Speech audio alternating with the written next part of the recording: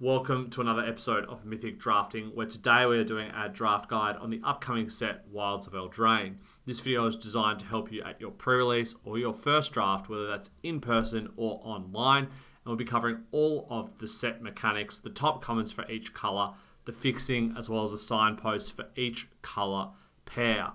And let's start things off with the set mechanics.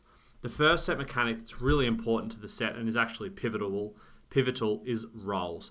Rolls are token enchantments that are created and enchant creatures on the battlefield. Different spells in the set will create these rolls, and they can be attached to your creatures or your opponent's creatures. Now, each creature can only have one roll from you. So if you enchant one of your creatures with a royal roll, and then you enchant it with a wicked roll later, then the royal roll will be replaced by the wicked roll. However, it's really important to remember that your opponent's rolls aren't removed by your rolls. So you and your opponent can have one roll on any creature on the battlefield, and if you play another one on them, then the roll that you own originally will go to the graveyard. It's important to get to know what each of these does and how they work. Most of them give +1/+1 and then give some kind of effect. However, the curse roll makes creatures a base power and toughness 1/1, and it's really useful for shrinking your opponent's creatures down. They're also really important in this set because there's the bargain ability, which we'll get to next, which sacrifices enchantments, tokens, or creatures, and then you get a benefit. So just having the fodder around is really important to enable bargain, and additionally it's important to enable other cards that care about enchantments hitting the graveyard as well for some effects such as losing life and other abilities.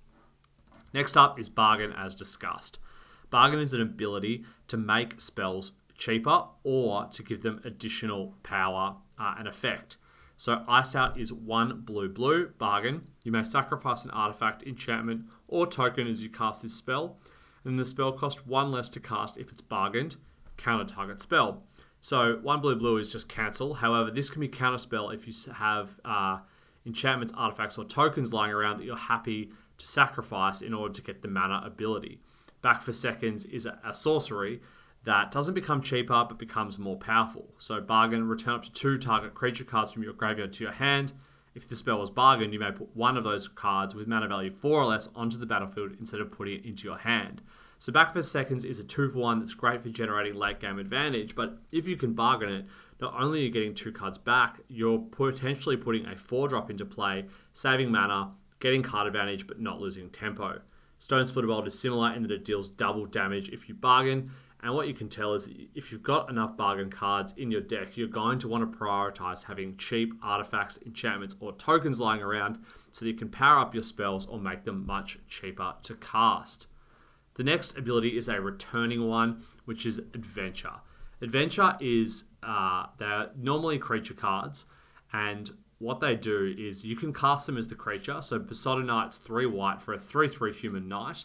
However, you can also cast it as a sorcery with Adventure for 1 white. And if you do, you create a royal roll token attached to target creature you control, which gives it +1/+1 and ward 1. And then you exile the card, and you can cast the creature after it's been on an adventure. So effectively, the creature goes on an adventure into exile, it has an effect, and then you can play the card, the creature card from the exile zone. Adventure cards are great because they're effectively mini 2-for-1s.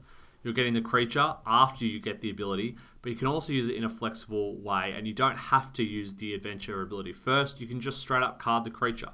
So they're flexible, they give you additional effects, and are really, really strong cards that you should be considering mini 2-for-1s if they give you 2 effects, such as Besotted Knight. It's giving you +1/+1 to one of your creatures, and then a creature as well after that.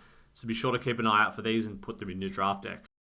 Next up, we have Celebration, which is an ability which triggers on creatures as long as 2 or more non-land permanents enter the battlefield under your control this turn. And as you can see, Celebration will typically give buffing abilities to your creatures. So for example, Armory Mice is 1 and a white for a 3/1. But if 2 or more non-land permanents enter the battlefield under your control this turn, then it becomes a 3/3 for the turn. So Celebration is a way of making your creatures stronger. It's going to incentivize you to play cards that make 2 pieces of cardboard, whether that be a roll enchantment token or a food token, or just two tokens in 1 card. The next is another returning mechanic. It's food. So by now, most people know what food is, but cards will either create food or they will find a way to use food. So a food token is an artifact that you can pay 2 mana to sacrifice it, and then you gain 3 life. However, most of the time you're not going to want to do this. You're going to want to use it to power up cards like Sweet Tooth Witch, which is 2 and a black for a 3/2. When it enters the battlefield, you create a food token. You can pay 2 mana, sacrifice a food, and target player loses 2 life. So Sweet Tooth Witch is a way to turn all of your excess food into a win condition and drain your opponent out. But in order to take advantage of this, you're going to want to stuff your deck full of cards that create food tokens like Skybeast Tracker and Scream Puff. It's tricky sometimes to balance these decks in having enough food payoffs and enough food enablers, and it'll be really interesting to see in Wilds of Eldraine what that balance is like. Next up, we'll start looking at our top commons for each colour, starting off with blue. Snaremaster Sprite is 1 blue for a 1/1 flyer. When it enters the battlefield, though, you can pay 2, and when you do, tap target creature an opponent controls and put a stun counter on it.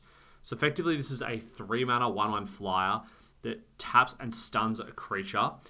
This card, I think, is just really efficient. It's a great tempo card. It's similar to like Man of War and those types of effects. However, in the blue-white deck as well, there is a bonus for tapping your opponent's creatures, with some cards having payoffs for that. And I think Snaremaster Sprite will fit really nicely into that, while also giving you tempo and hitting your opponent for 1. And also, I think this is a great option to put a roll onto and make it into a 2/2 flyer. The next one is Vantress Transmuter, which I think is probably my pick for the best blue common in the set. It's 1 and a blue to tap target creature, and you create a curse roll token attached to it as an adventure. So this basically, what it does is it taps a creature to clear away for your attackers, and then it also shrinks it down to a 1/1, and then for 4 mana later, you can cast it as a 3/4. This is a great way to shrink your opponent's creatures and keep control of them, and also get another creature out of it. And a lot of the time, it's effectively just going to be a 2-for-1. You can imagine, for example, on turn 6, if you've got 6 mana, you can shrink your green opponent's 6/6 down to a 1/1, and then immediately play your 3/4, and effectively you've just 2-for-1 them with 1 card. I think Vantress Transmuter will be a fantastic common in this set. The next and last one is Johan's Stopgap. This is 3 and a blue for a sorcery. Return target non-land permanent to its owner's hand and draw a card. This has traditionally been a really strong effect in Limited and is great, although it's not at instant speed, so it does reduce somewhat. However, the fact that you can bargain it to make it cost 2 less and effectively be 1 to blue, bounce your thing and draw a card, I think Johan's Stopgap will be phenomenal in the decks that have enough ways to enable the bargain. Up next is red, starting with Frantic Firebolt, which is 2 and a red for an instant. Deals X damage to target creature, where X is 2 plus the number of cards in your graveyard that are instant cards, sorcery cards, and or have an adventure. So this is just 3 mana to deal 2 at instant speed, which is fine, but not amazing. But frequently this is going to be 3 mana to deal 3, 4, or 5 damage. And so because the floor is fine and the ceiling is really high, I think Frantic Firebolt will be amazing for its versatility, ability to deal with big things, and to build around it to make it into a really, really strong card. Whereas Torch the Tower is just your stock standard, really solid card that's always going to be good, but never truly amazing, other than the fact that it generates a huge amount of tempo for you by paying 1 mana to deal 2 damage to target creature or planeswalker. However, it's bargained, it deals 3 damage to that permanent, and you scry 1. And then also, if a permanent dealt damage by Torch to the Tower would die this turn, exile it instead. So for 1 mana, this is going to deal 2, which is going to be great. But if you have extra stuff lying around, it can deal 3 in a pinch. And then you get the bonus of scrying 1 as well, which is not insignificant. Now, the other red commons I don't love a lot, and I think a lot of them are going to be replaceable or also just deck dependent. However, I think Witch's Mark is an early pick for a bit of a sleeper, in that it's 1 to red. You may discard a card if you do draw 2 cards. And then you create a Wicked Roll token attached to up to 1 target creature you control, which gives it +1/+1. And then when the aura is put into a graveyard, each opponent loses 1 life. So I think this card is going to be decent in aggro decks and somewhat in the spells decks as well, because effectively you want to look at this as something you play on turn 6, where you get to boost up one of your creatures, you get to pitch a land card or a redundant spell, and then you get to draw new cards to start putting more threats onto the battlefield, but you've also still affected the board. It's mana efficient and will allow you to cast another spell on that turn, and it's just a pretty solid filler card, I think, that is going to find a lot of homes in a lot of decks in this format. Up next is black, starting off with Candy Grapple, which is 1 black. For an instant, target creature gets -3/-3 until end of turn. If this spell was bargained, that creature gets -5/-5 until end of turn instead. This is a pick for just the best common in the format, I think. 1 black, instant, -3/-3 is amazing, and then having it be able to do -5/-5 for a bargain is just phenomenal. It kills things through Indestructible. It kills a lot of things that are going to cost 3 and 4 mana, and then can deal with big threats as well. It's just your stock standard black common that is always up there for the best in the set. The next one is Fell Horseman, which is 3 black for a zombie knight creature. It's a 3/3, and when Fell Horseman dies, put it on the bottom of its owner's library. However, you can also adventure it for 1 black to return target creature card from your graveyard to your hand. So you can imagine playing Fell Horseman on turn 6. You basically just get a 3/3 that returns a creature from your graveyard to your hand. It's a 2-for-1, and also it has the bonus of being able to slowly recur by going to the bottom of your library, which can help in controlling and slow games. The last one is another card that I think doesn't look like on raw power that it's a top common, but these 1-drops have surprised us in recent limited sets. This is a 1 black mana for a 1/1 cat. When an enchantment you control is put into a graveyard from the battlefield, create a 1/1 black rat creature token with this creature can't block. Then you can play 1 black to give Warehouse Tabby Death Touch until end of turn. So I think this card just does a lot, and it's going to be an engine in a lot of decks. I think some black decks are really going to care about enchantments, and we've seen that a lot of cards already give those roll tokens, which are enchantments and do hit the battlefield and will trigger Warehouse Tabby. So this card can potentially generate 3 or 4 1/1 black rats, and if you draw it in a hand that doesn't have the ability to generate those rat tokens, you can just play 1 black to give it Death Touch and kill your opponent's best creature in combat. So I think this thing has a really low floor and a really high ceiling, and for 1 mana, that's just amazing. It's going to chip in for damage as well, and we've seen how important it is to have good 1-drops to make your decks even better than they were when we previously started the curve at 2. So Warehouse Tabby is an early pick for a sleeper black common for me. Next up is green, which I think looks really sweet in this set, and we'll start it off with one of the cards that I'm most excited to play with. It's Return from the Wilds. This is 2 and a green for a sorcery. You choose 2, search your library for a basic land card, put it onto the battlefield tapped, then shuffle, or create a 1/1 white human creature token, or create a food token. So on turn 3, the ideal scenario is that you play this, you get a land, you accelerate to 5, but you also get a 1/1. So you're still affecting the board, you're still getting a blocker, and sometimes that 1/1 is going to kill a 3/1 or be able to just team up in combat to take something down. And additionally, with Bargain in the set, you are going to be able to sacrifice that to trigger Bargain. So it's going to be important, and I think a lot of green multicolored decks will really want this card in that deck.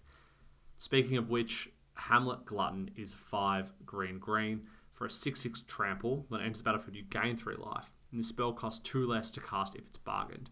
So effectively, it's a 5 mana spell for a 6/6 trample, gain 3 life if you can bargain it. And if you look at the pairing of it and Return from the Wilds, you can actually cast this thing on turn 4 if you just have a Return from the Wilds, because you'll have 5 mana and a 1/1 to sacrifice to get your 6/6 down really early and start threatening the opponent. I think Hamlet Glutton will be really good by itself, but if you can find ways to consistently power it out early, I think this card's going to steal a lot of games in the format. Another way to power it out and other things in the green decks is Root Rider Fawn, which is 1 and a green for a 1/3. You can tap it to add green, and then you can pay 1 and tap it to add 1 mana of any color. So Root Rider Fawn is accelerating you in the early game, and then it's also fixing your mana in the late game. So this will go on in all green decks pretty much, in terms of it allowing you to play 4 and 5 drops early, but also it'll be a great one in the multicolored decks because it ramps you and fixes your mana. So a lot of flexibility there all in the one card, and I think these 3 are going to form the basis of a lot of strong green decks in the format. Up next we have white, and we'll start things off with a 1-drop as well. We've got Slumbering Keepguard, which is 1 mana for a 1/1. When an enchantment enters the battlefield under your control, you scry 1. And then for 2 and a white, you can give it +1/+1 until end of turn for each enchantment you control. So Slumbering Keepguard is just going to generate a ton of scry triggers in decks that care about enchantments, which white definitely does. And then this thing can become a threat by itself. If you just have, 3 or 4 enchantments on the battlefield, all of a sudden it's a 4/4 or a 5/5 and can deal a ton of damage or threaten to. And additionally, it can just threaten to block and kill your opponent's creatures. So again, we've seen how important 1-drops are in Limited recently, and I think Slumbering Keepguard is a card that doesn't look that good, but will be a sleeper in the format. Up next is Cooped Up, which is a card that traditionally looks good in that it's 1 white for a pacifism, enchant creature. That creature can't attack or block, and then you can pay 2 white to exile enchanted creature, which gets around a lot of the issues that pacifisms have had in recent sets in that they can't deal with creatures with abilities. So this will be able to deal with blockers that are pesky and problematic, but will also be able to exile them as well. And then it has the added benefit, additionally, of when you do exile it, this enchantment will hit the graveyard, which will trigger all of those cards that care about enchantments going to the bin, such as Warehouse Tabby. Another one that does this is Hopeful Vigil, which is 1 and a white for an enchantment. When it enters the battlefield, create a 2/2 white knight creature token with vigilance. When it's put into the battlefield, into the graveyard from the battlefield, scry 2, and you can pay 2 white to sacrifice it. So 2 mana for a 2/2 vigilance is fine. That's just pretty rate at this point. But then this thing will help you cast bargain spells and give you upside when you do, and that you get to scry 2 and has no downside. And if you don't have a bargain spell, you can just sack it to get the scry 2. So it's going to trigger all your cards that care about enchantments hitting the bin. It's going to enable all your bargain cards, and it's going to scry, and it's going to give you a creature on turn 2. I think Hopeful Vigil is a really, really strong common and will go in basically every single white deck. But if you don't just want to play monocolored 2 decks, you're going to want to look at the fixing in the format, and there's a fair bit of it. Starting off with the lands, we've got Evolving Wilds, which we all know by now. You can tap it and sacrifice it to put a basic land card onto the battlefield tapped and then shuffle.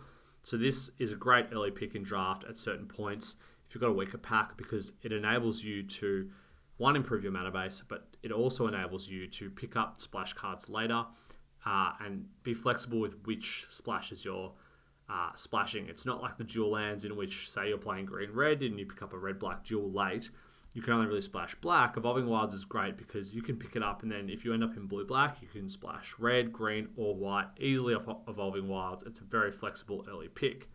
Similarly is Crystal Grotto. When this enters the battlefield, you scry 1, so that's great.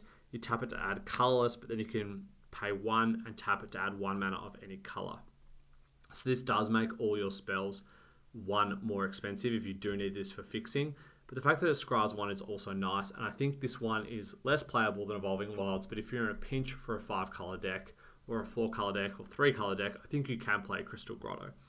A card that you will play is Edgewall Inn, which is an uncommon land that enters the battlefield tapped, and as it enters the battlefield, you choose a color, and you can tap it to add 1 mana of the chosen color. But then you can also pay 3 and sacrifice it to return target card that has an adventure from your graveyard to your hand. So Edgewall Inn is basically an Evolving Wilds, except instead of getting it from your deck, you get to just choose the color. This is even better because it's less restrictive on your deck, and that you don't need to play basics if you have enough fixing. You can just play 2 or 3. If you've got 2 Edgewall Inns, for example, that's the 2 sources that you generally need for fixing. But if you don't draw it, or you need it to be your other colors, you can actually just play this and name one of your 2 primary colors. And then this thing has upside as well, and then it's going to get back adventure cards from your graveyard, and these are normally quasi 2-for-1s, so you're going to get a ton of value from this in the late game as well. I think Edgewall Inn is a fantastic card and a great way to improve your deck from the land slot, which is a fantastic way to add those little bit of extra winning percentage points to your draft decks. Next is the artifact fixing. We've got Prophetic Prism at common. 2 mana for an artifact. When it enters the battlefield, draw a card. You can pay 1 and tap it to add 1 mana of any color. This is just such a stock standard card for multicolored decks, but I really love Prophetic Prism, and I'm excited to play with it again. Then we have Scarecrow Guide, which is 2 mana for an artifact creature with reach. It's a 2/1, and you can pay 1 to add 1 mana of any color. Activate only once each turn.